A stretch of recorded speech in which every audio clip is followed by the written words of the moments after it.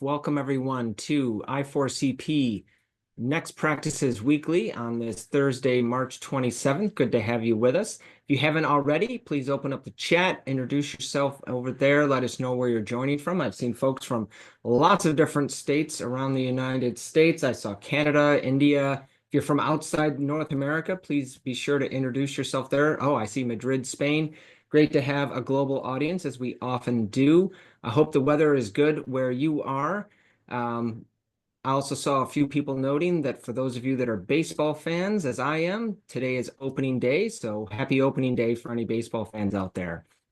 If you're not familiar with Next Practices Weekly or I4CP, we are the Institute for Corporate Productivity. We are a human capital research firm. We discover the people practices that drive high performance to help you see what's coming around the curve in your HR practices. We do this primarily through our research studies.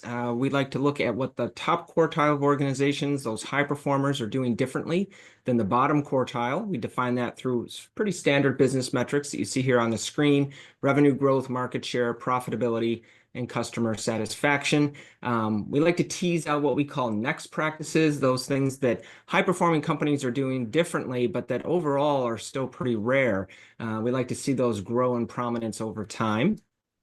We are also a member-based organization. You see here just a small sample of the member companies in our community. They range from government organizations, nonprofits, private and public companies. Many are global in nature, some based outside of North America, of course. They include really big companies like Amazon, Microsoft, Visa, and many others.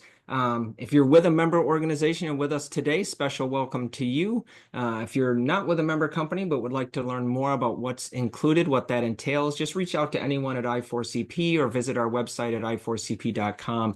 We'll be happy to get you that information. My name's Tom Stone. I'm a senior research analyst here at I4CP, and I have the pleasure most weeks of co-hosting or otherwise facilitating Next Practices Weekly, and I'll be bringing on our special guest in just a moment, but a few other quick reminders. This is Next Practices Weekly. As you see, the lineup of events coming up, April 3rd, 10th, 17th, each Thursday coming up. And we've got two leaders from the U.S. Chamber of Commerce that will be joining us next week. Then we'll have L&D thought leader Elliot Mazie making a return appearance. It's been about a year since we've had him on Next Practices Weekly, so we're delighted that he'll be joining us on the 10th. And then Jessica Callahan, VP of Total Rewards from Symetra, will be joining us on April 17th. All right, I think that's all of the upfront material. If you've just joined the call, please open up the chat. Use that today to ask questions. Introduce yourself if you haven't already. Let us know where you're joining from. Great to have you. And now I'm going to bring on our special guest today, who's my colleague now at I4CP, our SVP of Research, Mr. Rob Cross. Good morning, Rob. Hey, Tom. How are you? Good to be with you. We're excited about this one. You're going to be presenting some of the key findings from our latest study on leadership capabilities in the era of distributed work. But before we do that, if we could linger on this slide for a moment, could you just give everyone a brief intro? I know many people on the call are familiar with you and no doubt look forward to seeing you again on this call series. But for those not familiar with you, give us a little bit of your background. Sure. So I have been a professor for quite some time and have been very heavily focused on research and looking at collaboration and networks analytically. And so we developed different approaches to being able to go into organizations and map who is interacting with whom and what's transpiring in those interactions. And as it relates to this work, what we would do is pull out either high performers, leaders that were getting and staying in the top performance quartile over time, to see how they were interacting, delivering enterprise results and other elements like that. Or in the last book, focused very heavily on those that were sustainable, right? They were able to actually manage connectivity in a way that wasn't burning them or their team out in different ways. So I've been applying these ideas for 26 years, over 400 organizations, and about 2 years ago had the privilege to be able to join I4CP and really take this idea of how do we integrate the social capital lens, the way connections have impact on, in this case, leadership effectiveness, with the human capital lens, and thinking about traits, characteristics, capabilities. And it's been a privilege, right, to be a part of this group and to be a part of the audience as well that's out there. And Tom is too nice a guy to say, but he was integral in this work as well. And so he'll come in and correct me at various points if I mess something up. Well, it's been an honor having you join I4CP officially on our team, and it's been great to work with you on this project and others as well. So to sort of set context for this study, I mean, leadership is one of the topics that has been probably more studied than anything else in human capital and business more broadly. I think thousands of books have been authored over the past, say, 50 or 70 years. So why this topic? Why now at I4CP studying leadership sort of fresh? Yeah, it's a great question. It's one of those scenarios, if you all on the call have ever had this experience where you say something confidently and 20 minutes later you feel like the floor's dropped out from under you. And so what we know is that it's a perennial top request from I4CP members is to do more with leadership, even though they're already doing a lot and changing programs and implementing ideas. It's a perennial request. And so we decided to focus on it, thinking again that we could take the social capital ideas, especially that we've developed in the work I've done for about 10 years, and integrate them with the human capital work that I4CP has done, and it should be a magical solution. And I remember agreeing to that, excited about it. And then, a few minutes later, I was on ChatGPT and found there were 32,000 published academic articles on leadership, 4,500 books, hundreds of meta-analyses. And so you're immediately in this, oh my gosh, right? How do you, in this study, have something that's new, impactful, and efficient for leaders, and not just asking them to do yet another thing or asking them to absorb yet another list of behaviors, traits, characteristics, things like that they need to do. And so where we focused very heavily was number one, and this is really important to me, is thinking about the day-to-day pragmatic realities of leaders. So for my last two books, I did over 800 interviews with very successful leaders, men and women, kind of mid-level managers. So that was our focus here, first line and mid-level managers, and really found their world's overwhelming. And what I was also finding is a lot of the solutions that we are putting at them from a leadership standpoint, the new ideas that keep coming out, they're great ideas, but they're not attacking the challenges these leaders are facing in aggregate, right? And so the focus on this was really to say, in a distributed world of work, what are the challenges that are hitting these leaders? And then how do we comprehensively offer a different approach for them to be able to go into it? And as Tom knows, as we dug into this idea, number one, through the survey, we found 86% of over 800 organizations were saying, yes, work has become more distributed, right, across a range of dimensions. And it wasn't just physical distance, right? When we hear the word distributed, a lot of people immediately are jumping to the more increasingly virtual nature of work as a product of coming out of COVID, or flexible work arrangements, or just geographic dispersion, right, that we've been experiencing in different ways. And physical distance definitely has an effect on how we collaborate. There's just no getting around that, right? There's a richness to when people are synchronous, at least, if not face-to-face, that increases the serendipity of the interactions, increases the meaning we take away, increases the social connection, right, and sense of engagement and commitment we feel. But we've also found that leaders that are more effective can be more intentional about how they're curating the interactions with virtual colleagues, right? And how they're actually being more intentional about making sure the right sets of interactions are happening in the right tempo of them that has an impact. But what it does do is it creates more work on the leaders, right? And you'll see as I go through here that each of these dimensions of distributed work that we start to factor in starts to take more and more time. And this has crept up on us in some ways and then happened very fast in others in ways that are really kind of hurting leaders' ability to execute in different ways.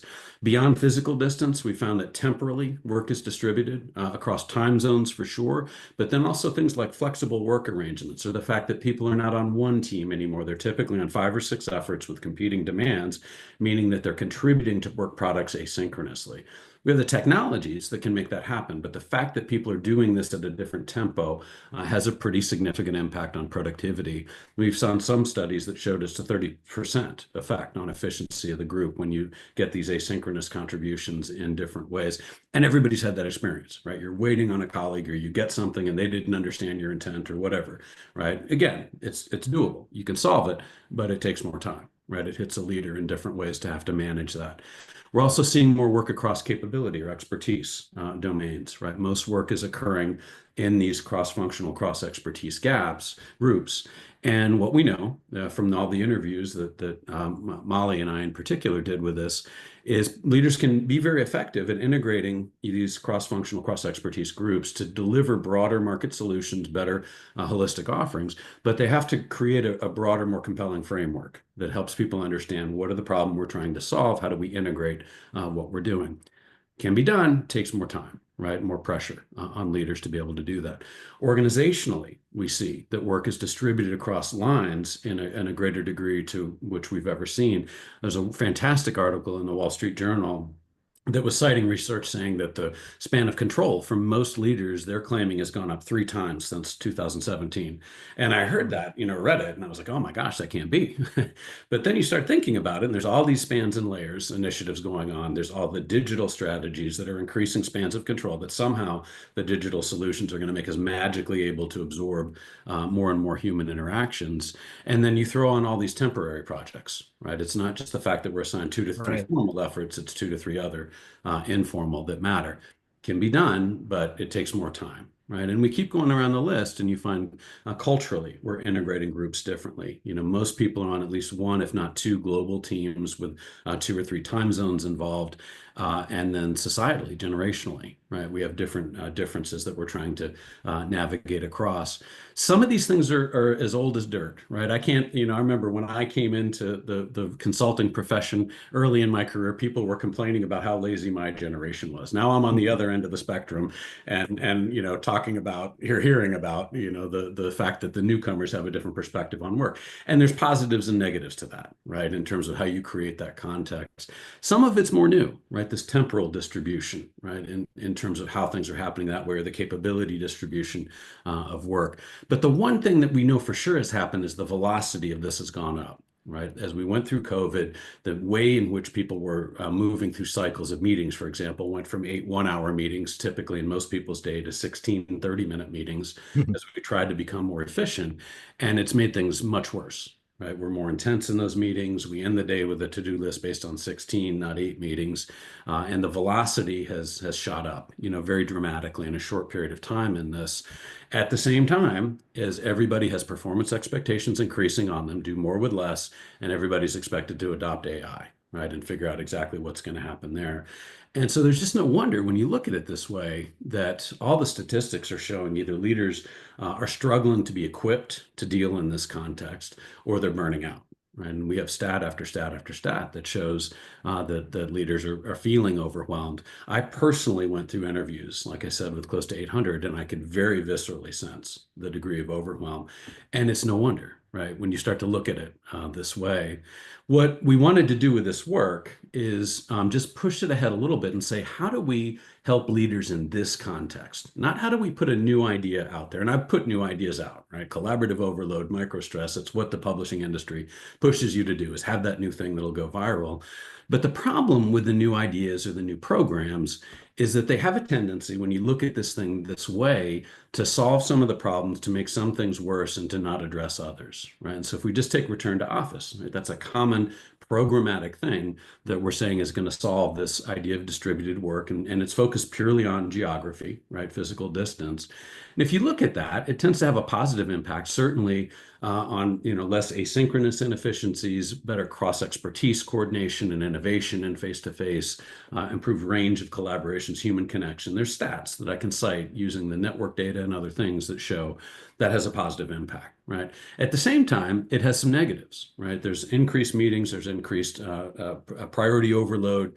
What we know from the other side of here, the societal ideas, people are leaving, right, when they're forced back. And you typically are losing your high performers and women, is what the statistics show. So there's negatives, right, to this approach that's presumably solving problems.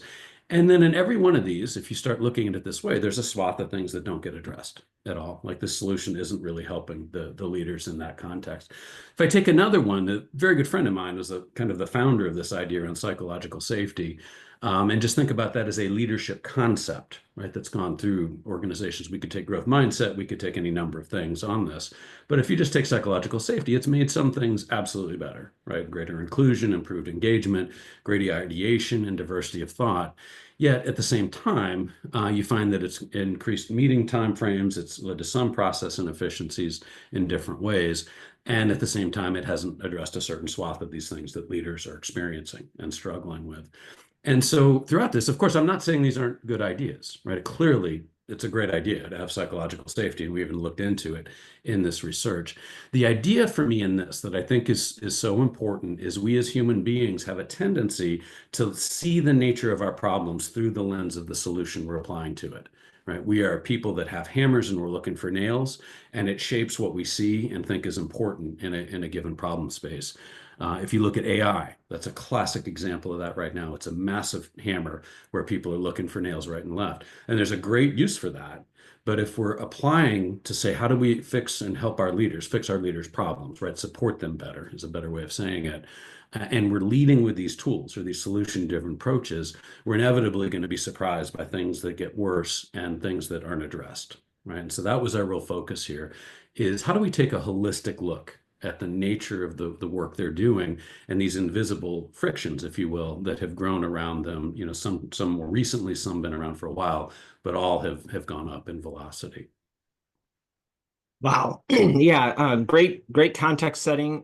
That is what our thinking was going into the study, and we refined those ideas when we launched the survey. So appreciate you setting that up for us, Rob. We've got a couple of polls we'd like to run today. So here's the first one. Given everything Rob just described, if you were soaking all of that in, how effective would you say your organization is at supporting leaders in this new sort of world or expanded world of broadly distributed work in this new context? So we'll give folks, we've got a lot of people on the line today, so I want to give folks a chance, a few seconds here to respond to the poll. While you're doing that, we've already had a question in the chat, which is very common when we have Rob as our guest.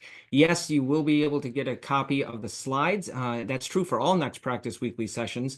Within about 48 hours, we put both the recording and the PDF of the slides available up in our archive of past episodes. So great to know that for today's slides, because they're very rich, but also all previous events going back several years. All right, I'm going to end the poll and go ahead and share these results out. Rob, what's your take on this? Not very many saying very highly effective or even highly effective, only 11% total. Yeah, it's interesting to me. I think a lot of it for me, comes down to this idea of our tendency to have our hammers and be looking for nails, right? And I see this, I do about 40 leadership programs a year, and I see people have their favorites, their favorite concepts, their favorite speakers, whatever it may be, and that plays out over and over again. So hopefully this will be one of the tools that we introduce in the report that we have coming out, and should be just a very easy framework to say, gosh, if the approach that we're thinking about is addressing all these things, right, and or not, like what's it leaving on the table, and I think that can help a little bit. What we also saw in this work, and I'll come into it more, is the magic of the bottom in here, right? And so we have one of our key findings is around not so much good to great, but bad to good, and finding really significant performance impact by just raising the bottom quartile to average in here. And usually what we see is that has about a 35% estimated impact on productivity and a similar impact on engagement. So the good news with a distribution like that is we think we have some answers, and we actually think it can be almost a more efficient and high impact focus than going good to great in some ways.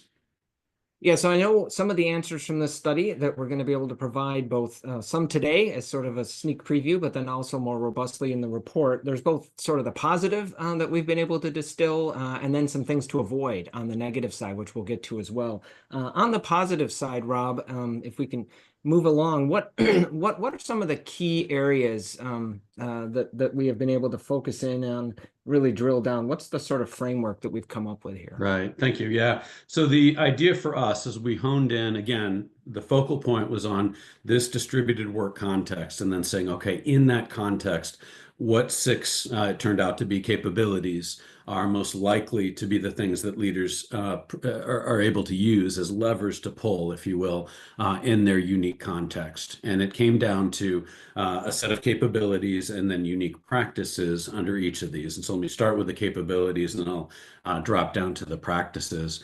The first we focused on was technology. And what we found in this, just as highlights to the report, is we looked very carefully at collaborative technologies, productivity technology use, and AI.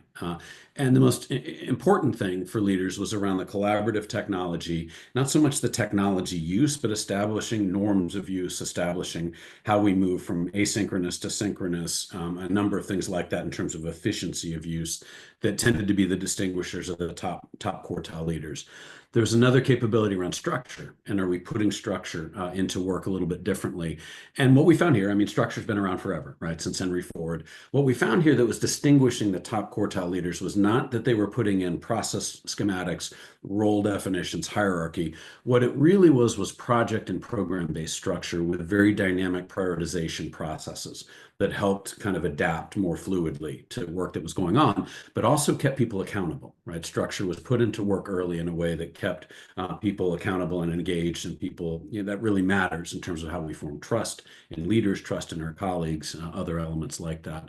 Third were talent practices, and these turn out statistically as a category to be the most important in predicting market performance for us. But what was interesting to me is that these were practices that the leaders were adapting for their unit or their teams, and kind of making relevant there. So as one example, one of the things we know that consistently predicts more successful leaders is they're very effective at getting new talent into their team or unit and positioned in networks they need to do their work early, right?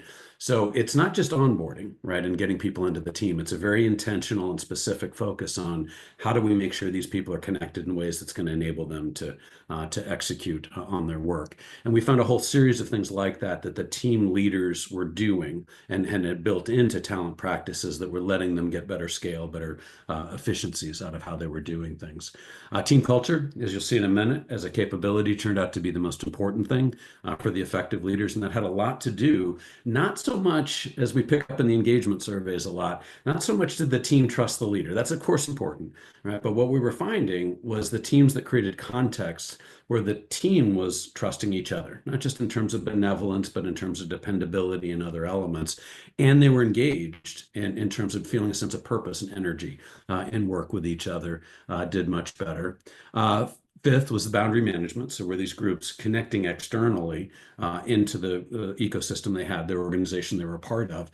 What we've seen in other work, our team study in particular, is that really matters in terms of how units tend to get scale today. We don't tend to get scale through the same kind of process efficiencies as in the past. It's really, have they distributed this kind of external reaching activity that starts to get benefit of being part of that larger organization.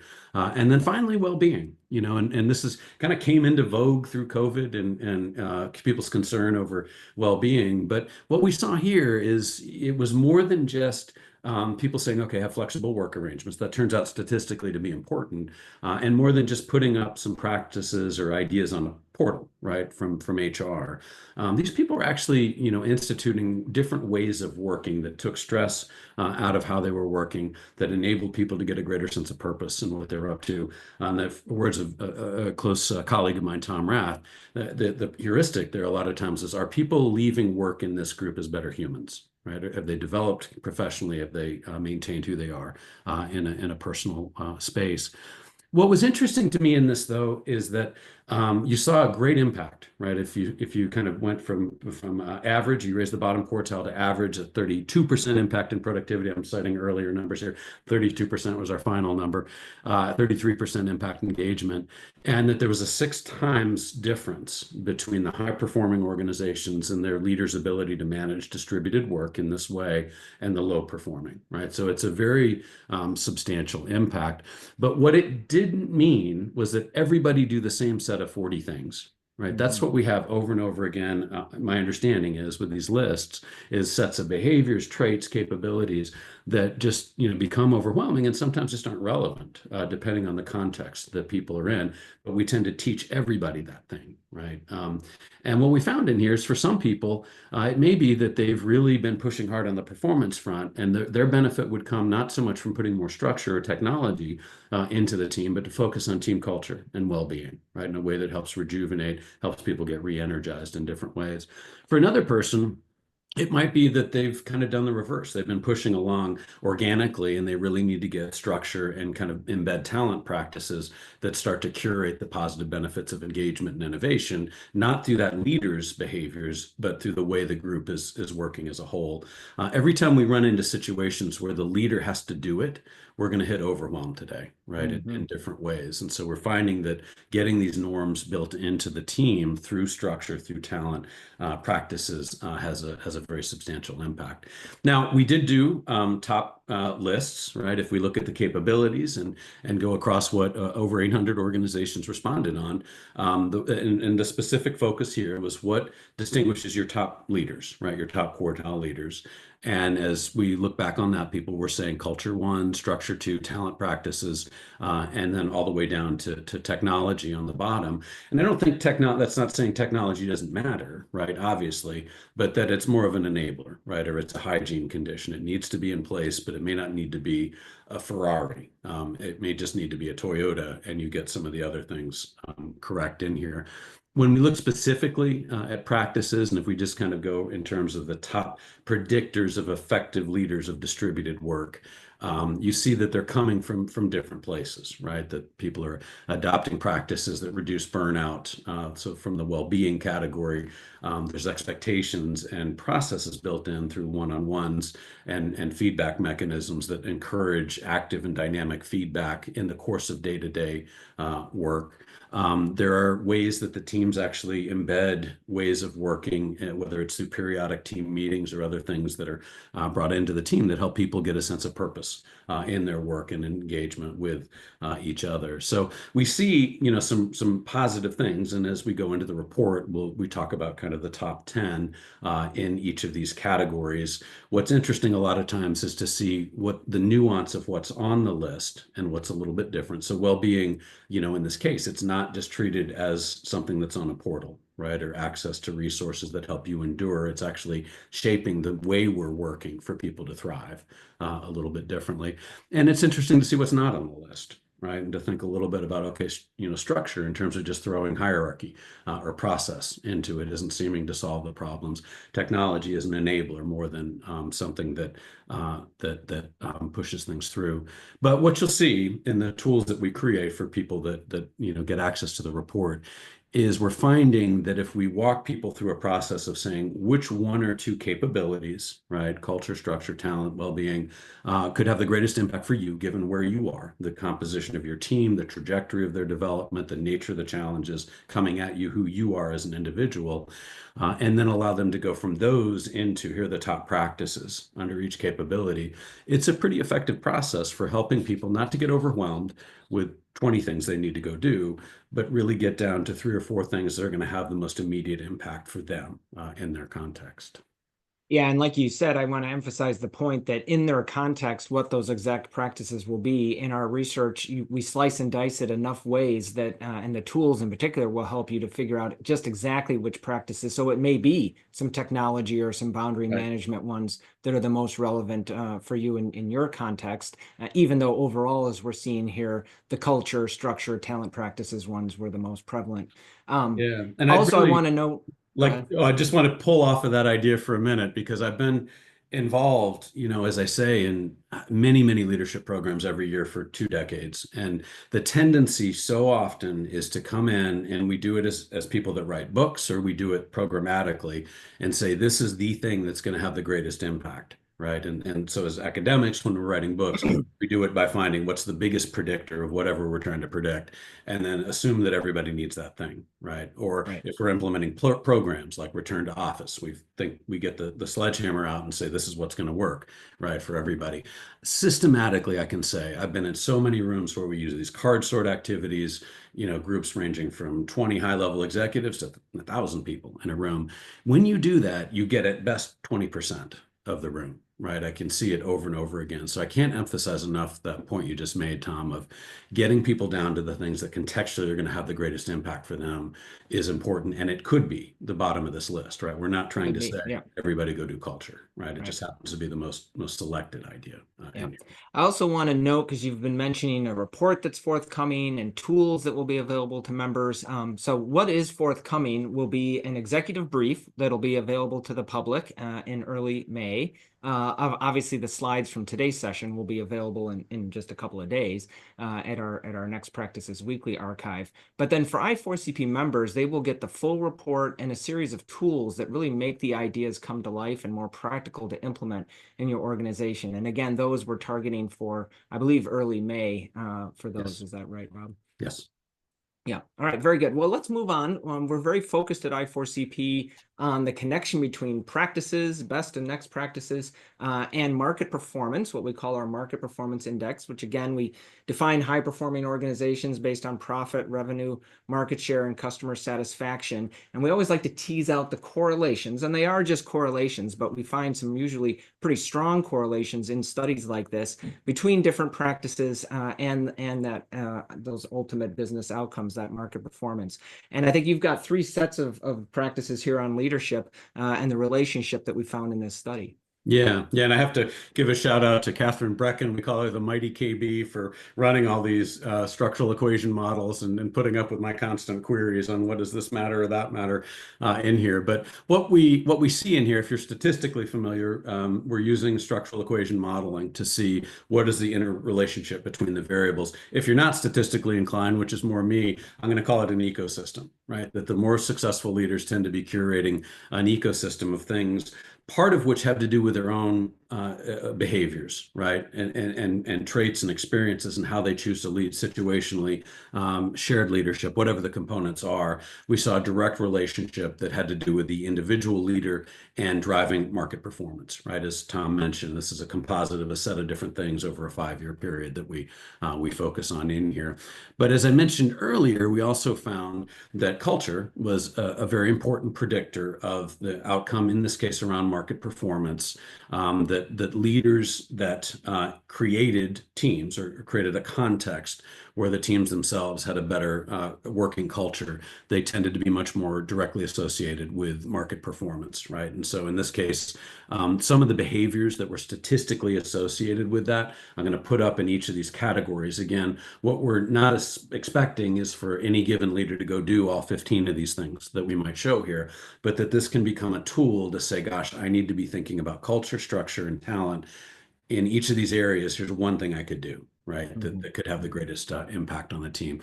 But you see things here like modeling sustainable working hours, adapting practice that reduce overload, modeling and enforcing meeting times and efficiencies, things like that, that statistically we're predicting greater impact on market performance. Then in addition to that, we also saw that structure and putting in particular structure in that was more project and programmatic based had a very significant impact. And we've seen this in our prior work on the teamwork. Is one of the biggest failures for teams or units today is what we call priority overload, where there's too many disconnected asks coming into the teams. The leaders that are not particularly effective at helping the team navigate those different asks or reprioritizing given the demands around them, or helping people understand, here's the interdependencies in my work. And when I actually miss my deadline by a week or two, it affects this person this way, right? That's really the kind of structure that was being put in here. And then different forms of review that helped people stay accountable, right, to each other in the way that they were executing work. So a set of practices that mattered at that level. And then, as I mentioned earlier, a set of practices that were more around talent and how you were managing talent as a leader in that context that tended to create a culture of engagement, right? So these ideas, talent and structure, mattered because they helped create the culture without the leader directing all the traffic, right? And that culture is what predicted performance. In the final model we ran on this ecosystem, right? Drop the structural equation modeling terminology. This ecosystem accounted for about 33% of variance in market performance. So it's a huge number if you can get people to do it well over time. And again, our focus on this is not saying that that leader necessarily needs to go become somebody different, but rather that there's a set of readily available practices that they can bring into the team and kind of co-create. You know, so gosh, of these list of 5, what do you think could have the biggest impact? And usually they were molded a little bit to be relevant for that context. So just as one example, the jointly staffing work to create engagement and peer connection. That's not a staffing model, right? That may be the corporate thing that's given to people. It's focusing on saying, where are there similarities between what people care about that if I structured work differently would create a greater transfer of capability and a greater engagement, right, in the team and the work of the team there. So it's at that level that we see these things having impact on performance. And again, very significant amount, right, at 33% overall. I love that message that you're repeatedly giving us, that this is not about giving leaders a laundry list of 15 behaviors or 30 practices. Certainly, there's plenty of juice in this study and in this report that'll be forthcoming with lots of choices. But as we said, it's about honing in and being very intentional in the context of each leader and picking out the 1, 2, 3 things that they should maybe be focusing on. For me, it harkens back to a study I was involved with that we did in early 2021 called Leadership Redefined, that was at the height of COVID when a lot of change had happened over the past 9, 12 months.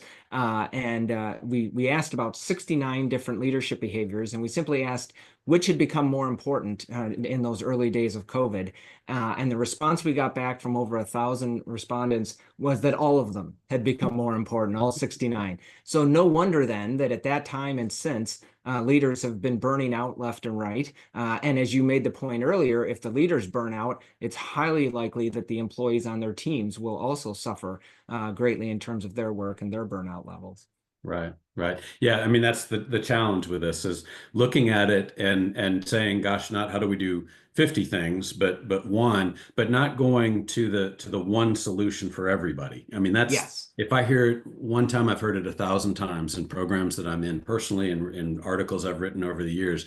People come back and they say, gosh, we want one thing, Rob, just give me one thing. You know, we're so overwhelmed, we just want one thing to do. My leaders they can't even hydrate appropriately, right? I'm not going to give them 6 things to do.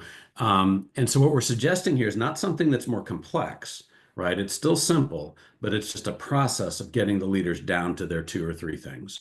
And that's going to be different, right? And I very strongly believe that's the correct answer right now, anyway. Yep. Well, I think leaders will appreciate that level of rigor and evidence-based approach and the simplicity that still remains for each of them, even if the answer for each leader as they look around the room might be a little different because things are nuanced. All right, we've been focusing on the positive practices and what the study has been saying there. Let's shift to negative. What are some things that often derail leaders? What did the study find there? Yeah, great question. And we obviously manufactured that into the survey to focus on what's distinguishing top, performers, but then also what are the things that lead people to underperform, right? And it was a very, lengthy list that we kind of honed in on based on research you had done, Tom, and Molly had done, and others. And we asked that question about what's the primary, derailers basically for people. And we came back with this is the top 10 list. It actually goes a little bit deeper than this, but in terms of frequency of response, it's avoiding difficult conversations or failing to address conflict directly, micromanaging or holding on to decisions, a little bit too long, not treating performance reviews as a continuous and developmental process in different ways, but just kind of executing, allowing negative behaviors to fester without intervention in the team. And so I was joking at the conference when I presented that I thought this list was wonderful, right? I thought, oh my gosh, now we've got 10 things that we can tell everybody not to do, and took it to John Kone that runs the Chief Learning and Talent Officer Board. And he just looked at me and said, Rob, we have a lot of these lists already. Like there's all these derailers over everywhere. And so what was interesting in that feedback in the process of developing these ideas out was how it began to focus us on, are there clusterings in here, right? Do people tend to exhibit a series of these things that cause them problems? And then are there unique paths to correction off of that could actually simplify what you need to do? Because the typical way, if you say, gosh, we have 52% of our leaders struggling with conflict and another 52% on micromanaging, is we're going to go teach them Thomas Kilmann instrument. We'll get, I don't know, Sheila Heen and Triad in to teach difficult conversation courses, and we're going to tell them to delegate, right? And what you find is that that's actually hard sometimes to change people's behavior on its own, right? What we know for Kurt Lewin on is behavior is a function of the individual and the environment. And if we aggregate this a little bit differently in ways that I'll make more clear, obviously, in a minute, we can actually see levers that focus on the individual leaders' opportunities to improve, but also ways they can shape their context to thrive in that. And so that's been, I think, the more powerful aspect of this. Is the list is important too, just to reflect on, am I drifting into one or two of these? Should I be doing something different? Sure. But I think it's more the composite views that we see having best impact. Yeah, so to help grab people and make it very real for each of them as individuals, and for leaders of leaders to maybe think about their teams and where they might fit here and where they could improve. As you said, you've developed a set of 4 personas or archetypes that I know you sort of unveiled first at our recent Next Practices Now conference in Arizona. Could you walk us through those? Because I think they're very helpful for sort of framing all these things that can go wrong for leaders. Yeah, great. And when we did that, we were using a combination of analytics to see where the clustering was happening, and also referencing back to 200 interviews that I'd done as a focus around distributed leadership. And what we saw was patterning that enabled us to start to see 4 pretty distinct personas. The first we called the turtle. And if you've ever been involved in doing archetypes or personas in here, the naming of these things takes way more time than you would think. But we came up with the turtle, and we may adapt that as we go. But the turtle was kind of defined as an individual that tends to avoid conflict and negative behaviors, or addressing negative behaviors among the team, tends to retreat instead of welcoming different viewpoints of how things should be done, and modeling kind of positive and courageous behaviors. And there were a set of specific items that tended to intercorrelate with people that tended to fall into that category. What was interesting to us then is when, based on John's feedback, we started looking and seeing which positive practices from a leadership standpoint have the greatest effect at correcting the turtle. Right. And if we could look at that, then you actually end up with 2 different ways of going about it. And we went in depth into all sorts of massive correlation tables and things like that. What we basically found is the practices that reduced friction or misalignment in the team. So effectively communicating priorities, right-sized teams, not teams where we're overly inclusive and having different agendas drive different things too much, efforts to improve collaboration efficiency, efforts to build trust in the team. All these things tend to take kind of friction possibilities out of the team, and they had a very positive impact statistically and helping turn the corner for a turtle. Or things that promoted growth. So it may be one-on-ones where 50% of the time is off task, and you're structuring work to promote growth, performance reviews that help people establish new capabilities, new objectives that way, as well as networks that will pull them into different work. And that has the tendency of just helping people rise above, right? The minutia. When people aren't on growth trajectories, they tend to, get deeply embedded in minutia. And being an academic, I can say that for sure. There's no place where battles are more heated than academia. And so what's interesting about this for people that are watching is you see a turtle and you think, okay, this is somebody that avoids conflict. And it turns out to be, potentially this first person up here, right? The first person on the list in terms of avoiding difficult conversations. The first knee-jerk reaction is we go directly to training that they need. Thomas Kilmann, other things like that on difficult conversations, effective feedback, whatever it may be. What this view is starting to introduce for each is that we can also give them some things that adapt the context and make that tendency that they may shy away from less prevalent, right? And so it's going at the behavior in a way that's hitting what Kurt Lewin always said: behavior is a function of the individual and the environment, and trying to hit kind of both efficiently in here. So the first was the turtle. The second was the chess master, that tended to over control rather than build team capacity and autonomy and human connection in the work, giving people kind of autonomy and a sense of agency in what they were up to, that increases engagement and ownership. And they had a tendency to create stress by not revisiting priorities or making abrupt course corrections that made sense to them, but didn't necessarily translate well into, gosh, why are we shifting priorities as after I pursued a certain line of thought for some time. So we found with the chess master that the things that had the greatest impact statistically, the positive practices, were things like joint staffing, right? Where you actually create, human connection, a sense of growth with a colleague on the team, because you're not going to get it typically from the chess master. Time in synchronous meetings to connect off task and uncover other things about individuals that had a positive impact on your sense of engagement, feeling part of a team, because again, you're not going to get that typically from a chess master. Or from a talent standpoint, one of the biggest predictors was processes that enabled team members to acknowledge the contributions of others, right, in productive ways. Or it was a set of practices that actually promoted greater divergence in perspectives, right? And so for some of these archetypes, we were actually focused on trying to streamline collaborative demands, because they'd gotten out of hand. For the chess master, it was actually not going too far on that front, right? Because then they tend to preclude any sort of new ideas from an innovation standpoint, new ways of working, things like that. Third one that we found in here is called the marshmallow.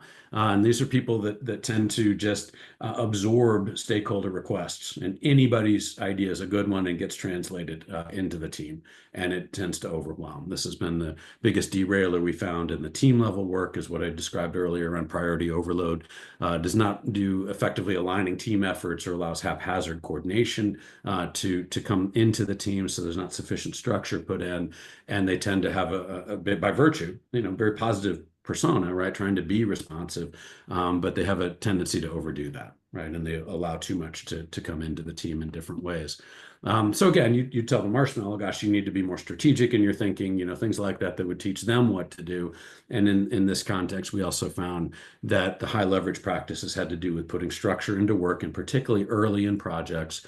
Prioritization processes that let people reset as conditions warranted, project-based structure. And by that, I mean there were accountabilities, but also people saw the interdependencies and how their work affected other people's work, not just do I have a racy framework or things like that. And then practices that reduced misalignment, so no excessive focus on growth and one-on-ones, because then people have aspirations set that may not be aligned with what needs to get done. And that was one of the interesting things with the personas, is you would find with some personas, having one-on-ones, just as one example, that tends to be one of the high leverage possibilities. It's something we've built tools around and have available on. They're very structured processes in these one-on-ones that tend to distinguish the top leaders. But for some people, it mattered a great deal to have about 50% of that time off task, focusing on growth. How do I structure work that comes in and creates engagement, like the chess master, as an example. But for the marshmallow, it's the reverse. If you do too much of that, then you get, misalignment in different ways. It kind of goes back to that idea that, I could say statistically, gosh, one of the most important talent practices is one-on-ones. We can see that if you do it in a certain way, over and over again, we see you get better engagement, better results as a leader. But what we see here is it's not the same for everybody. Again, you know what I mean? The way and how you emphasize it is a little bit unique. And the last was the firefighter, right? And so we see that they tend to be people that are just, reactive, falling into a reactive posture, focused on just performance objectives, and they're not engaging in a way that creates growth and capacity in the team. And that inevitably will translate in and burn out the team, right? And so the practices that mattered in this case were things that created development and engagement in talent, that promoted efficiency in how we were collaborating, how the team as a whole is collaborating. So, when we look at this, what we have done is build tools again, and this will go into the report as well, that talks a little bit about these tendencies in a little bit more depth, right, around what the turtle tends to be doing that causes the negative, as well as some of the practices that lead to the positive. For very importantly to me, what we're not trying to do is define all humans by one archetype, right? You don't walk away and say, "Gosh, I'm a turtle, and I'm that way forever." And in fact, you may say, "Gosh, I've got tendencies in one or two of these," right? I heard from one person in the conference that they looked at one of the people sitting next to them and said, "What if my leader is all four of these things?" And so there's that tendency. What the strength of this is really to say, where and how am I drifting potentially into one of these? And how could I take, again, corrective action that would have the greatest impact? That may be through a self-reflection. It could easily be through putting this to your team and seeing, gosh, what do you all think in a lighthearted way? But I think what we wanted to do is just do a bit of a poll here and see Yeah. what people thought. Yeah, exactly. Speaking of that, the sort of lighthearted way, interested in people on the call, which of these four leader personas, as you were listening to Rob describe them all, would you say is most prevalent in your organization? I'm sure you can think of individuals that maybe fit each of the four, but if you had to think more broadly, which one's the most prevalent? And while people are voting, I'll just, Rob, draw attention to one comment in the chat from Cecilia. She's sort of connecting the marshmallow archetype here back to how important culture is. She said, however, the marshmallow effect is sometimes rooted in a cultural belief that saying no is not seen as positive or supportive. And so again, as we said earlier, addressing the culture belief will help to drive change for those marshmallows. Great point. Great point. Yeah. And that's actually why I love the notion of, not just reflecting on this personally and saying, what am I doing or what is my leader doing, but taking it into the team. Because inevitably in every, leadership program I've been a part of over the years, there are things the individual leader can do, but usually what they've been doing incorrectly is reinforced by the expectations in the team. And the more that you kind of hit both of those, you do better.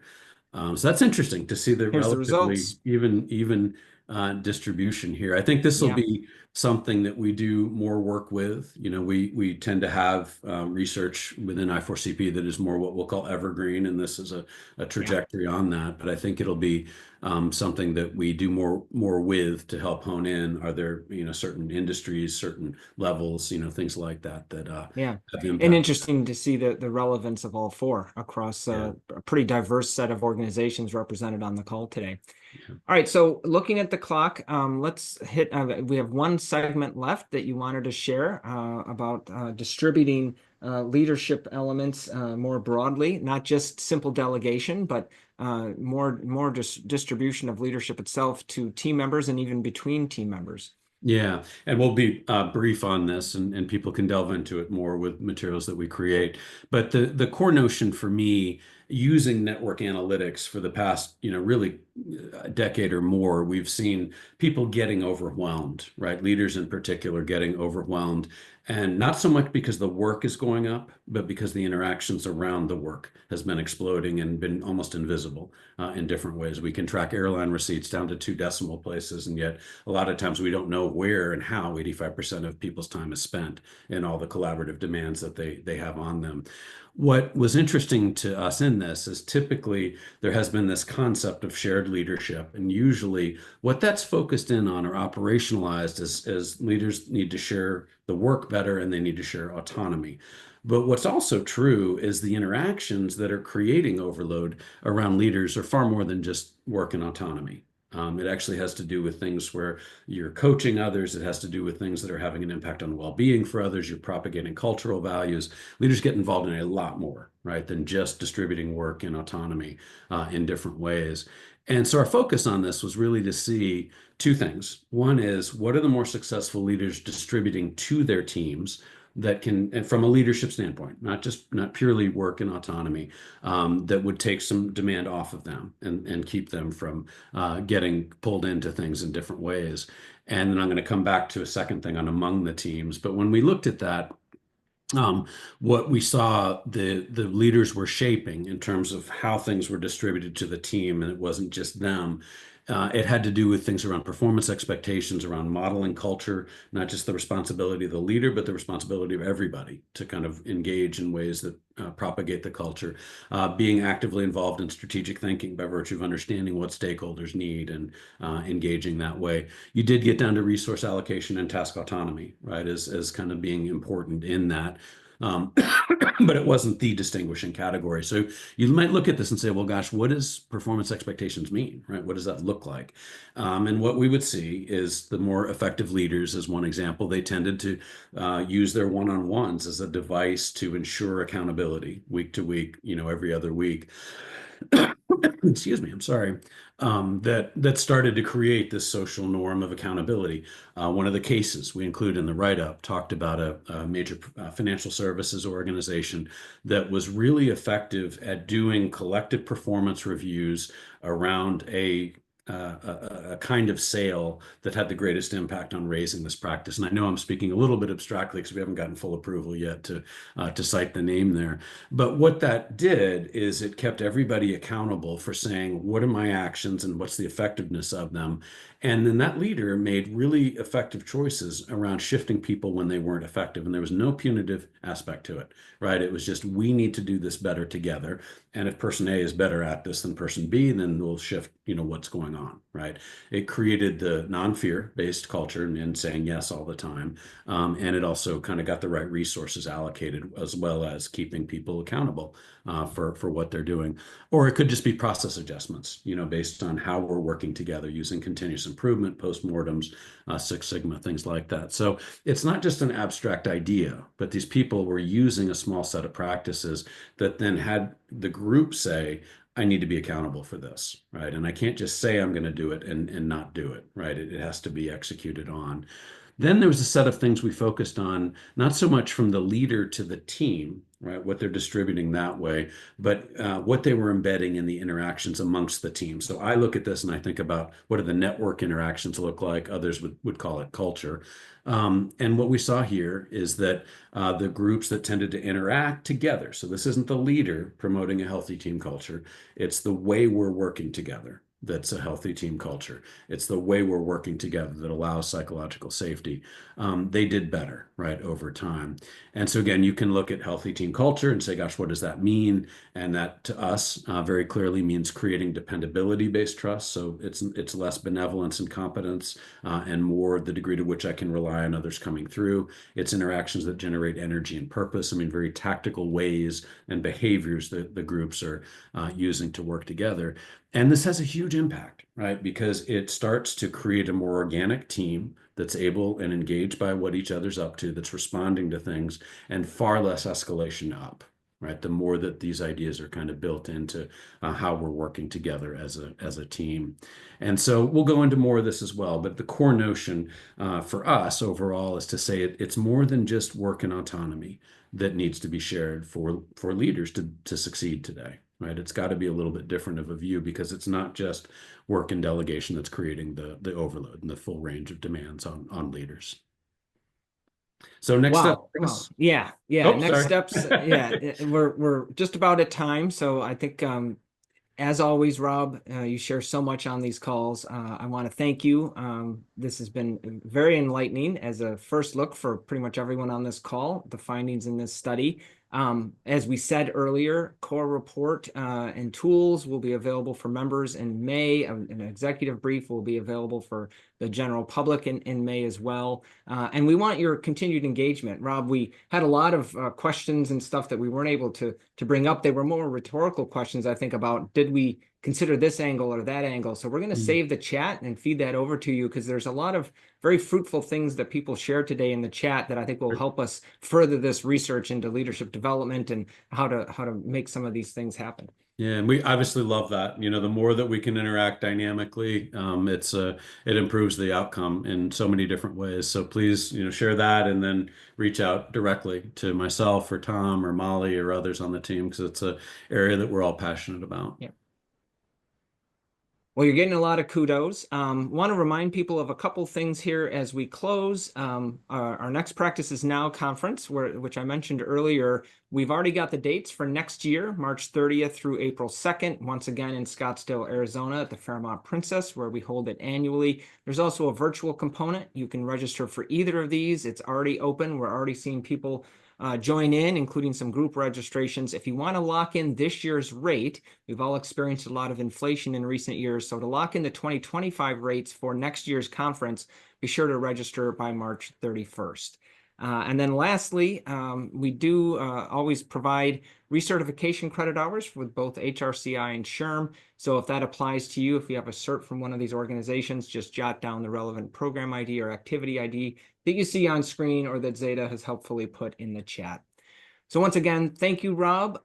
Outstanding presentation today. Great work. Thank you. Thank you, Tom, for everything. As I said, Tom is an equal part of this. And thanks everyone for participating. Great commentary in the chat. Look forward to having you all with us again next week. Until then, have a great rest of your Thursday and rest of your week. Bye-bye now.